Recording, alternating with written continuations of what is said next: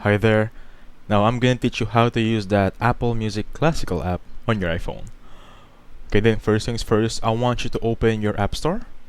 From here, I want you to search. Let me clear that one for you so you can get to the landing page. So once you open your App Store, this should be your landing page.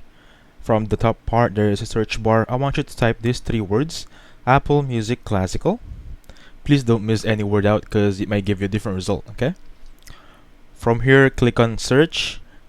You will have a few results here. Please get this one right here, the one that has a picture of lady using a violin, or simply the Apple Music Classical name. Click on it, and as you can see, it has open sign on my end. That means I already installed this app on my phone. In some cases, if you don't have this open sign yet, that means you haven't installed it yet. If I'm not mistaken, you're gonna see a get sign, if I'm correct. Anyway, just click on that, download it. You don't have to pay for downloading it. Once you download it, please click open. And from here, this is the part that you have a choice if you want to pay or not. Technically, you need to subscribe before you start listening to Apple Music Classical. Okay? So as you can see here, I'm not subscribed yet. I'm not gonna subscribe as of now. I'm just gonna let you know what's the basic or what do you need to know on Classic Music Classical. Anyway, what is Apple Music Classical?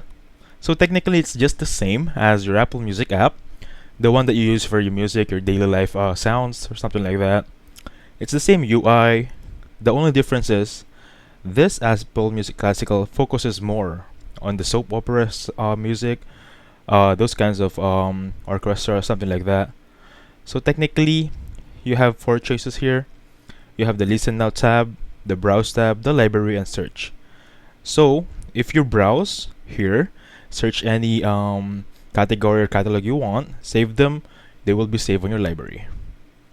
And this is my favorite part of all, the search one, because technically I can specifically search any artist that I want, or any composer, I mean. Since this is a classical app, we call them composers, not artists, okay? Now moving on, what is the main difference? Again, this is for soap operas or something like that, for classical music rather than your daily music life. So, Apple Music Classical only works on iPhone as of now. It doesn't work on your tablet or your MacBook or even Android devices. As of now, the beta phase, or Apple just released it for iPhone exclusively, and if I'm not mistaken, it's around iOS 16 and above only. Okay, so you cannot use it on your Mac yet or your tablet, something like that. So search any composers you want. I'm gonna search Beethoven. Once you search Beethoven, you're gonna have this result, and then from here you have his most popular works, the latest albums, and actually this is the one that I love about Apple Music Classical. It's gonna give you the biography of the composers that you look for, and below is the related composers relating to the one that you search. So technically, guys, bottom line is the same as Apple Music, but the difference is this is mostly targeted on those classical music. Okay. And again, please take note, it doesn't work on tablet and Mac yet. Anyway, that's how Apple Music Classical works. Please hit the like button and subscribe. Thank you.